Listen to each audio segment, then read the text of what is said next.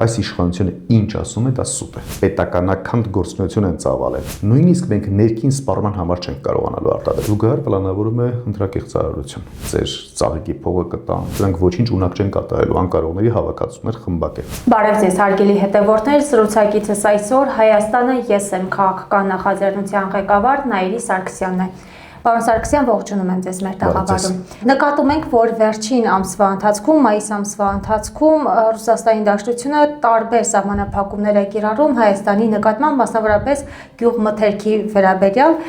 Սա ինչպես եք դիտարկում դուք, արդյոք կարող ենք դիտարկել որպես քաղաքական ճնշման գործիք Հայաստանի նկատմամբ։ Միանշանակ դա կարող է դիտարկել, դա պատճառներից մեկը կարող է հանդիսանալ, բայց իմ մոտ էլ որոշակի հարցեր են առաջանում, որովհետև ըստ հրապարակումների եւ ըստ ռուսական պետական կառույցների գոյություն ունեն բավական այսպես բուսական հիվանդություններ, որոնք որ տնտեսության համար էական վտանգ եւ սպառնալիք են ներկայացնում։ Նույնատիպ սպառնալիք է ներկայացնում, այդ թվում ջերմուկի արտահանումը եւ մեր հանրությանը մեզ չկա բացատրություն, իսկ միգուցե Հայաստանում դրանց սպառումը նույնպես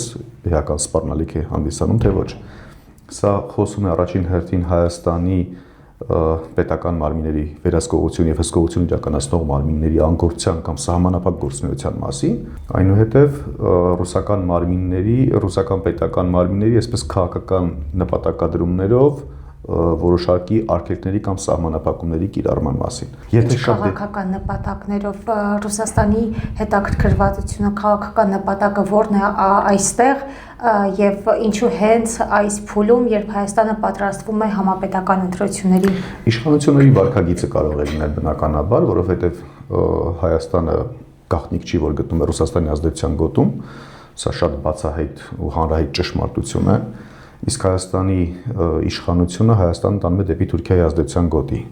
Մենք չնայած վերջերս անդադ նշում ենք Թուրքիայի ազդեցության գոտի, բայց կարծես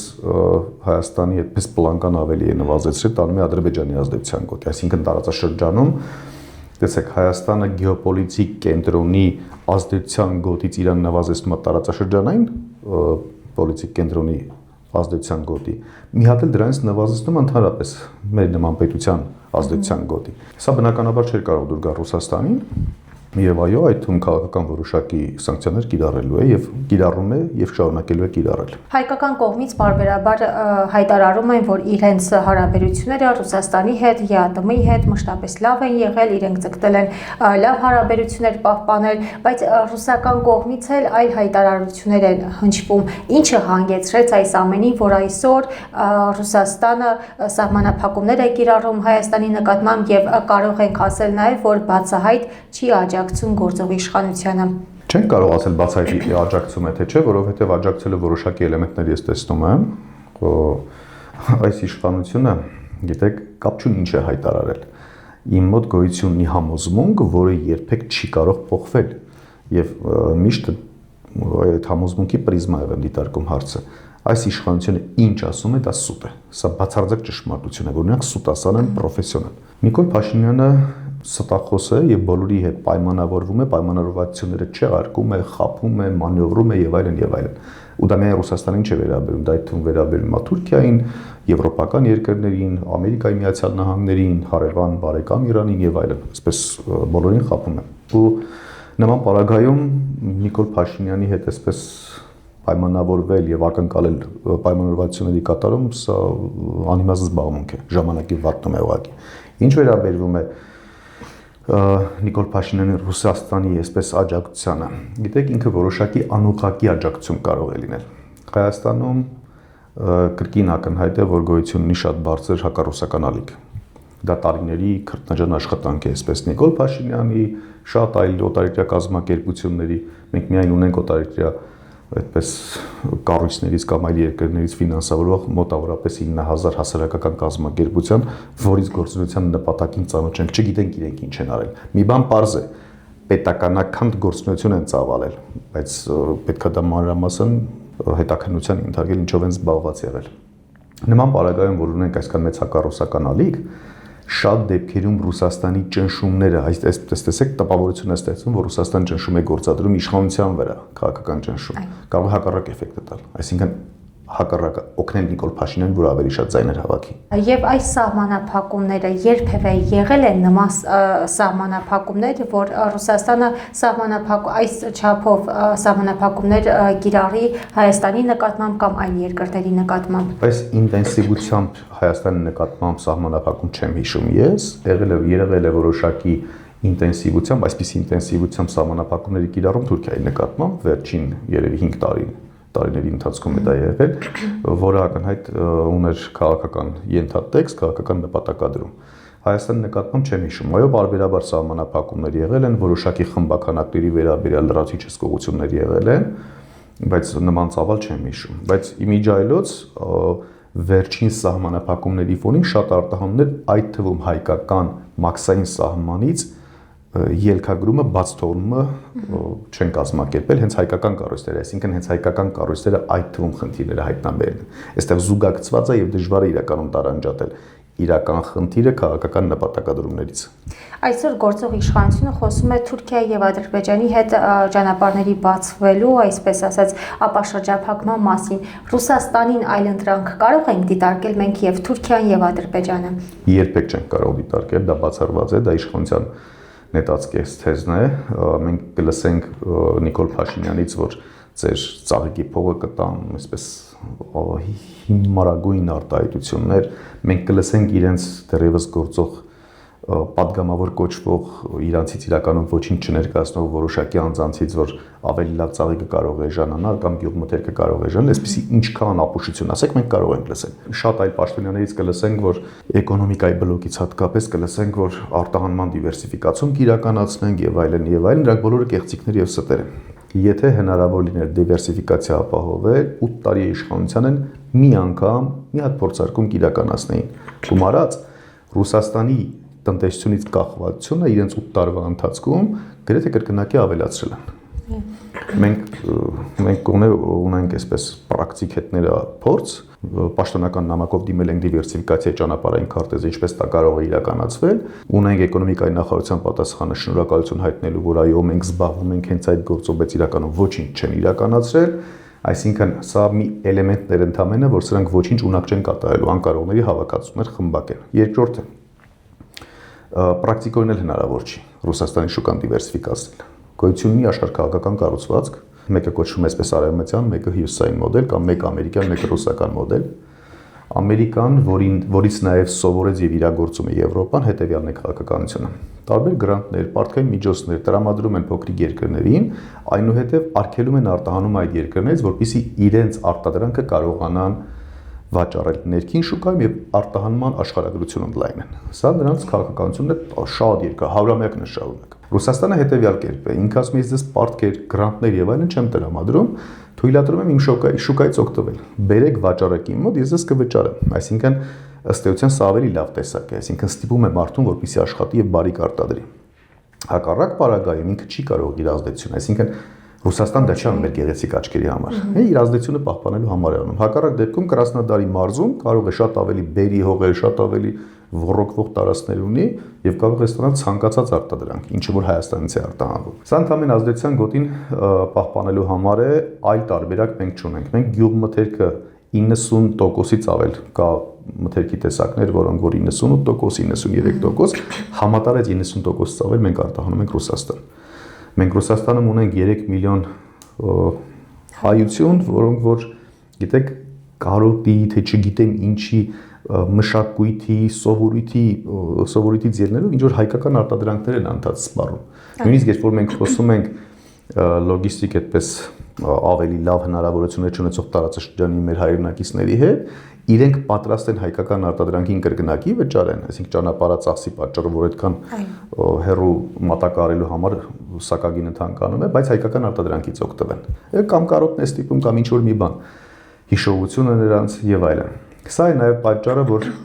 Ռուսաստանում ունենք այդպես մեծ սպառում։ Ցանկացած արտադրանք, եթե դնում ենք կողք կողքի թուրքական եւ հայկական, թուրքական ավելի մրցունակ է, էժան ինքնարժեքի հաշվին։ Թուրքիայում հողերն ավելի բերի են, Թուրքիայում գյուղատնտեսության մեջ ներգրավված են շատ ավելի այսպես քրդաբնակները, ովքեր որ ունեն ցածր եկամուտներ, իհարկե Թուրքիայի քաղաքականության արդյունքում միտումնավոր աղքատ են պահում այս մարդկանց, որպեսզի աշխատավարձ միշտ ցածր լինի եւ իրենց արտադրանքը մրցունակ լինի։ Շատ ավելի ռոռոկելի են նրանց տարածքները։ Թուրքիան պետական սուբսիդիաներ է հատկացնում, որպեսզի արտահանումը խրախուսի։ Պայմանականորեն, եթե մեկ միավոր, մեկ լոլիկը, եթե արժի Հայաստանում ինքնարժեքը 100 դրամ, ապա Թուրքիան դա արժի 50 կամ 60 դրամ։ Այսինքն, այսպես թե այնպես մենք մրցունակ չենք։ Եթե սահմանները բացվեց, թուրքական ապրանքը մտավ հայկական շուկա, նույնիսկ մենք ներքին սպառման համար չենք կարողանալու արտադրել։ Բոլորը հրաժարվելու են արտադրությունից, որովհետև դուք պատկերացնում եք, չէ՞, արևի տակ, անձրևի տակ, ինչպեսի բարդ աշխատանք է դա։ Խոսում են այդ մասին, որ իրենք մրցունակ չեն լինելու եւ բացի դա էլ Թուրքիայից անգամ եթե ներկրվի Հայաստան, ապա ավելի էժան գնով է լինելու տեղական արտադրանքին։ Դա սկզբնական փուլ։ Եկեք Թուրքիայից սահմանի բացում մենք երկու փուլի բաժանենք։ Սկզբնական փուլում քանի կա այսպես զբաղվածությունը իր հետ բերում է եկամուտ, ճիշտ է։ Մեկ աշխատում է ինչ որտեղ աշխատավարձ է ստանում։ Հաջորդը բիզնեսով է զբաղված, հաջորդը ինքը աճեցնում, վաճառում է այսպես ինքնազբաղված անձը եւ եկամուտ է գեներացնում մթերումներից եւ տարբեր բաներից։ Այսինքն գոյություն ունի փողի շրջապտույտ։ Առաջին հայացքից փողը դեռ մարդկանց մոտ կա, այսինքն իրենք որոշելու են հաջորդ տարի այլևս որևէ բանջարաբոստանային կուլտուրա չաճեցնել, որևէ մրգի աճեցմամբ չզբաղվել եւ այլն, նրանք փորձելու են դա ձեռք բերեն առնեն, որովհետեւ շատ ավելի էժան է նստելու իրենց վրա։ Հաջորդ տարի արդեն, քանի որ նրանց եկամուտը հիմնականում ինքնազբաղվածությունից էր, այլևս չի լինելու այդ եկամուտը։ Այլևս նրանք չեն կարողանալու ձեռք բերեն, հետ են գնալու մշակման, բայց մշակումը արդեն հետընկած է լինելու 2 տարի, դառնալու են ավանդական տնտեսության մասնակից։ Ինչ է սա նշանակում։ Յուրաքանչյուր իր այգում աճեցնելու այնքան խմբականակ, որքան իրեն անհրաժեշտ է սպառելու համար։ Այսինքն լոլիկը աճեցնելու այնքան, որ ինքը մարինացնի եւ սպառի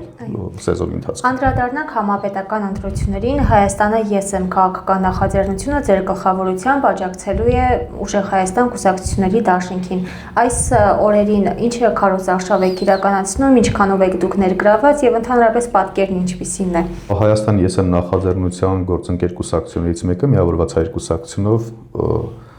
դաշինք ենք մենք ստորագրել Ուժեղ Հայաստան կուսակցության հետ եւ համատեղ ենք իրականացնում քարոզարշավը, բոլոր վայրերում եղել եմ, մարդկանց հետ անդադ զրուցել եմ։ Հիմնական, այսպես քարոզարշավային ուղղությունը ներկայացնել երկու այսպես մասի է բաժանվում։ Ներկայացնել գործող իշխանության վերարտադրության վտանգները եւ սպառնալիքները, այսինքն նրանց վերարտադրության դեպքում ադրբեջանցիներով Հայաստանի բնակեցումը, Հայաստանի անվանումը Արևմտյան Ադրբեջան փոխարինելը, Հայաստանի սահմանադրությունը Ալիևի պահանջով փոխելը, այսինքն բոլոր տեսակի սպառնալիքները, որը գալիս է մեր թշնամական երկրներից կամ կոնկրետ երկրից ու առարկայական ընդ որում։ Օրինակ Ալիևը 3, եթե չեմ սխալվում, հայտարարեց, որ Զանգեզուրի միջանցք լինելու է, այսինքն նրանք ամեն գնով գնում են իրենց նպատակի հետևից։ Ալիևը նույն հայտարարեց, որ խաղաղությունը Հայաստանի հետ հաստատվել է եւ շարունակվելու է մեր օրակարգով բացառապես եւ մեր պահանջների կատարմամբ, սա նշանակում է ամբողջությամբ պարտվողական, հանձնվողական եւ Հայաստանը կապիտուլյացիա է տանող կառավարություն։ Սա ենք խոսում մարդկանց հետ ու ներկայացնում ենք զուգահեռ իրականությունը։ Ինչ տեղի կունենա Ուժեղ Հայաստան դաշինքի իշխանության գալու պարագայում։ Բարեկեցության ապահովում, արժանապատվության վերականգնում, ազգային ինքնության պահպանում, եկեղեցու դերի բարձրացում, նշանակության բարձրացում, բարեկեցության ապահովում մարդկանց, մի կողմից աշխատատեղերի ստեղծման հաշվին, հաջորդ կողմից աշխատավարձերի կամ յուրաքանչյուր անձի համար մոտավորապես 2 տեսակ եկամտի ապահովում, աշխատավարձի տեսքով եւ շահաբաժինների տեսքով։ Այս զուգահեռ իրականություններն ենք ներկայացնում մեր հանրությանը, որ հանրությունը կատարի իր ընտրությունը, որովհետեւ չեմ կարծում, որ որևէ մեկը պես նպատակադրված գնալու է վատ ընտրելու։ Իսկ անվտանգային արտաքին քաղաքականության ուղղություններով ինչ եք առաջարկում այսօր Հայաստանի առանցքային արտաքին քաղաքականությունը Ռուսաստանի եւ ԵՄ-ի հետ է։ Դուք ինչպես եք բալանսավորելու այս երկու ուղղություններով հարաբերությունները։ Գիտեք, աշխարհը այսպես արտաքին քաղաքական միջավայրը турբուլենտ զոնայում է գտնվում, մենք ունենք նախանշումներ, ունենք այսպես իրականությունից, իրատեսականությունից ելնող նպատակադրումներ եւ ծրագրեր։ Եվ դրանք կարող են մեկ վայրիկանում փոփոխության ենթարկվել։ Այսօրվա գործող իրավիճակը տնտեսական կառուցվածքից մինչև ինտեգրում, միմյանց հետ շփումներ եւ անվտանգային այսպես սպառնալիքներին համատեղ դիմակայություն շատ ավելի շահերի համընկում ունենք մենք Ռուսաստանի հետ, Իրանի Իսլամական Հանրապետության հետ, որոշակի դեպքերում Չինաստանի հետ, քան թե Արևմուտքի հետ։ Արևմուտքը Հայաստանում ունի հետևյալ հետաքրքրությունը՝ հակառուսականության եւ հակաիրանականության դոզայի շարունակական ավելացում։ Սա պետք է բոլորս գիտակցենք։ Եթե չենք գիտակցում, եթե որևէ մեկը չի գիտակցում, ինքը բարձու աշխատող քաղաքական գործիչ է, այսինքն ինչ որ մի պետությունից, ինչ որ մի կառույցից ստանում է աշխատավարձ, որ խոսի ցնդաբանություններ, այդ մարդը ընդհանրապես քաղաքականություն չի հասկանում, որ ավելի վտանգավոր է, քան առաջինը։ Այսինքն առանց հասկանալ գալիս խոսում է չհիմնավորված, առանց հասկանալ, առանց վտանգավորության աստիճանը գիտակցելու եւ խափում եւ մանիպուլյացնում է մեր հասարակությանը։ Իսկ ձեր հնարավորությունները, շանսերը ինչպես է գնահատում, որովհետեւ տարբեր հարցումներով դուք երկրորդ ուժ եք կազմում, մեկ այլ հարցումով հավասար եք ՔՊ-ին, իսկ մեկ հարցումով էլ նաև ՇՄ չեք հաղթահարում։ Դուք ձեր հնարավորությունները ինչպես եք գնահատում։ Բավականին բարձր եւ իրատեսական բարձր։ ՇՄ չհաղթահարելը պարզ է, որ դա այդպես Նիկոլ Փաշինյանի հերթական կեղծիքներից մեկն էր, իրականության չի կարող համապատասխանել։ Բարձրի որպես ապացույց մեկ այսպես հիմնավորում բերեմ, եթե շանսերը շատ բարձր չլինեին իրական հողի վրա, գետնի վրա, ապա Նիկոլ Փաշինյանը յուրաքանչյուր օր հետևողականորեն քաղաքական հետապնդումների չէր ենթարկի թիմի անդամներին։ Այսօր էլ կալանավորում եք։ Եվս այսօր միգուցե վաղներ շարունակվի, մինչև լռության օրը յուրաքանչյուր օր այդպես ինչ որ մի հատ շոու կազմակերպեն։ Սա ապացույցն է այն բանի, որ շանսերը բավականին բարձր են եւ Նիկոլ Փաշինյանը փորձում է մի կողմից քաղաքական ռեպրեսիաներով այդպես ճնշումներով ազդեցություն ունենա, որպեսզի չկարողանանք ստանանք այն քվեները, որը անհրաժեշտ է,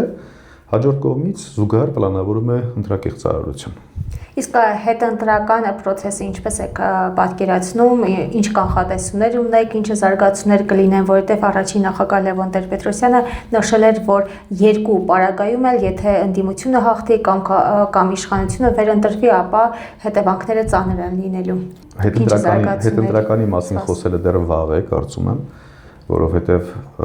պլանավորումը եւ ամբողջ այդպես իրատեսականությունը դանում է դեպի հաղթանակ, հետընտրականը ընտրություններից հետո, այսինքն հետընտրական ինքը անմիջապես կամ